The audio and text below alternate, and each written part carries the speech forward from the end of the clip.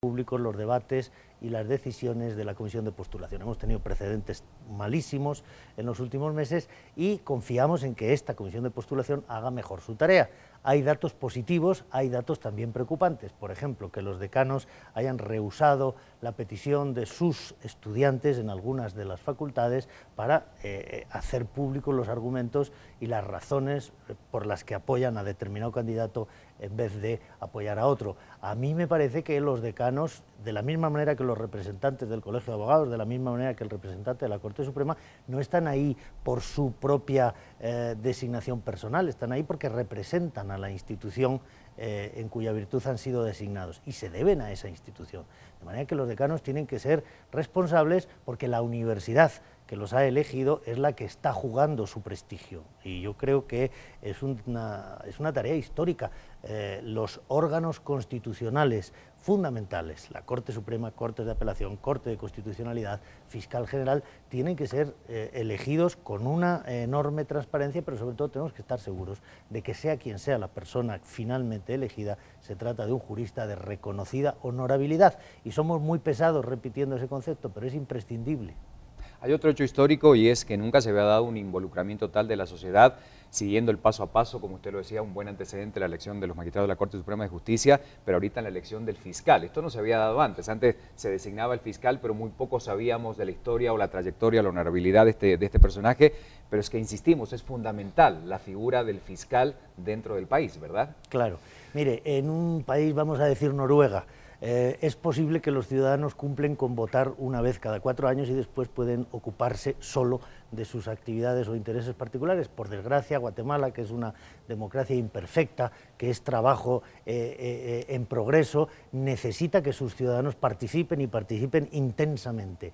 Precisamente la falta de atención de la opinión pública a estos procesos es lo que ha procurado que en el pasado hayan llegado personas que eran claramente no idóneas, que no eran honorables, que no eran confiables. Ahora la atención de los medios de comunicación y de la opinión pública permiten que sepamos qué está ocurriendo en la cocina y por lo tanto podamos asegurarnos de que el plato es el que apetecemos, porque de otra manera luego los resultados no acompañan. La gran esperanza que se está dando ahora para Guatemala es que los jueces y los fiscales están empezando a hacer su trabajo y están empezando a sentir que la sociedad espera ese resultado de ellos. Hasta ahora nadie hacía nada porque nadie esperaba nada. Claro.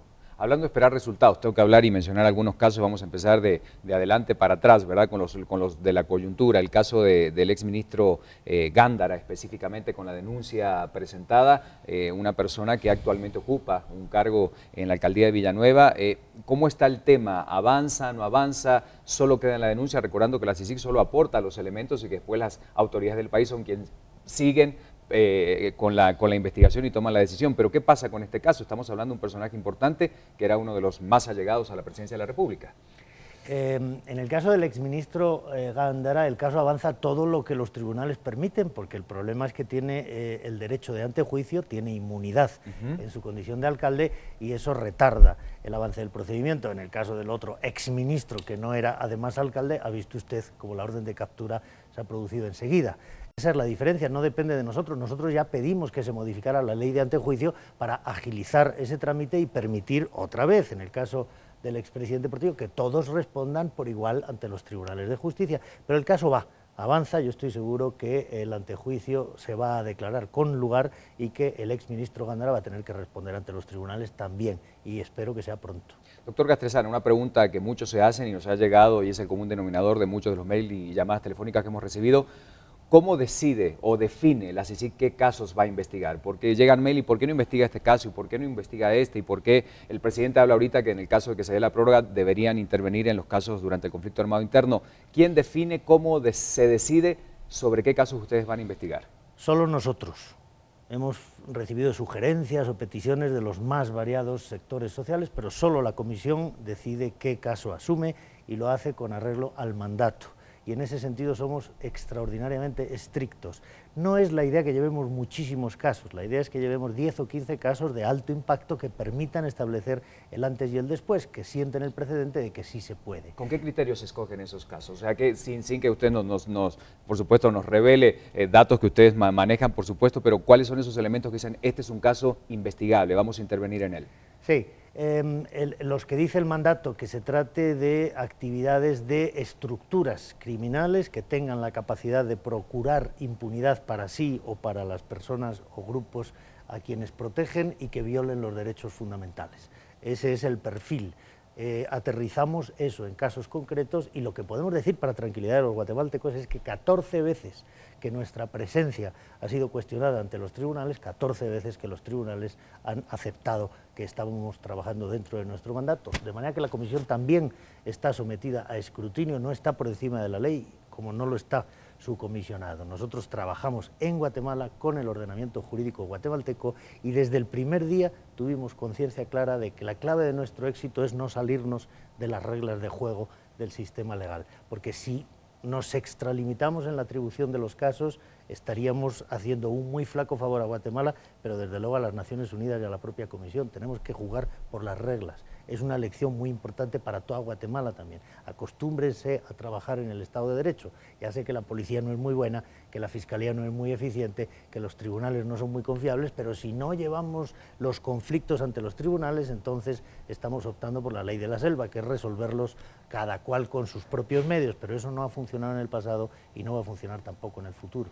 Doctor Castresana, ¿cambió de alguna manera la relación con el gobierno, específicamente con el presidente de la República y altos funcionarios, a partir de que ustedes dan a conocer la investigación del caso Rosenberg, o siguió siendo la misma en cuanto a los elementos aportados y la relación en general? Porque recordemos que en este caso estaban involucrados y siendo investigados, por supuesto, el presidente, la primera dama y otros funcionarios importantes. ¿Cambia o no cambia después que se da a conocer la investigación y que ya no los vinculaba a ellos? No cambia sustancialmente, yo creo que lo que cambia es un poco la realidad del país. En nuestro caso, para todo lo que se refería a esa hipótesis, nos relacionábamos directamente con el vicepresidente, porque ese fue el acuerdo que se tomó inmediatamente después de la muerte del señor Rosenberg, y en el caso de la relación de la presidencia, digamos, con todo el sistema de justicia, yo creo que había una retención derivada de esa sospecha latente que, una vez despejada esa duda, ha permitido normalizar la relación. Pero recuerde usted que inmediatamente después de que nosotros, cuando terminó la reserva legal, pudimos publicar las conclusiones de nuestra investigación, se reanudó el diálogo sobre el acuerdo de seguridad y justicia, se reanudó el diálogo sobre la reforma fiscal, es decir, la vida política y la vida pública volvió a la normalidad y solo entonces pudimos ver cómo había estado sometida a una situación como de cuarentena durante los casi 10 meses. Bueno, para responder a esas percepciones, porque vivimos en un país de percepciones y donde evidentemente surgen comentarios, ¿usted cómo responde para garantizar la independencia de la Comisión Internacional contra la Impunidad en Guatemala en relación a que podría responder a algunos intereses políticos del actual gobierno?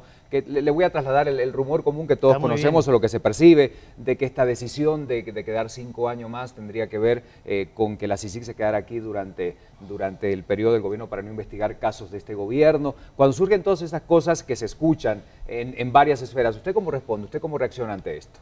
Nosotros no tenemos que responder, tenemos que demostrar con nuestro trabajo que esas afirmaciones no tienen ningún fundamento. Hemos tenido una buena y mala relación con el gobierno y supongo que la vamos a seguir teniendo buena y mala porque decimos las verdades que a veces le gustan al gobierno y a veces no le gustan. Por eso surgirán estos rumores, porque a veces la verdad o lo que ustedes publican puede molestar y afectar ciertos intereses. Porque defraudamos algunas expectativas. Hay un sector muy importante de la población que esperaba que procesásemos al presidente sí o sí en el caso de Rosenberg, pero mire, los hechos son los que son y la verdad es tozuda y no la podemos torcer por conveniencia política. Hay otro sector que esperaba que exculpásemos al expresidente Portillo, pero es igual, la inculpación es la que tiene que resultar de la evidencia, de la prueba que existe en el caso. Nosotros hacemos nuestro trabajo, procuramos hacerlo con imparcialidad y confiamos en que la gente, sobre todo la gente de buena fe, la que no trae línea, la que no está en una campaña, lo entiende así. Claro está que tienen dudas y es legítimo que las tengan. Nosotros asumimos que determinadas acciones o determinadas decisiones tienen un precio, pero no estamos tampoco como político en campaña, no estamos trabajando para satisfacer a la opinión pública, estamos trabajando en función del principio de legalidad y sabemos que a veces contentamos y a veces nos ganamos detractores, pero es parte, viene en el paquete. Está dentro de lo que es nuestra tarea. En cuanto a la extensión del mandato por 5 años, apenas es una idea. Y no creo que se refiera a la CICIG que conocemos actualmente. Lo que se ha planteado, y es solamente algo que está en discusión, y no me corresponde a mí tomar las decisiones porque será en su momento el Congreso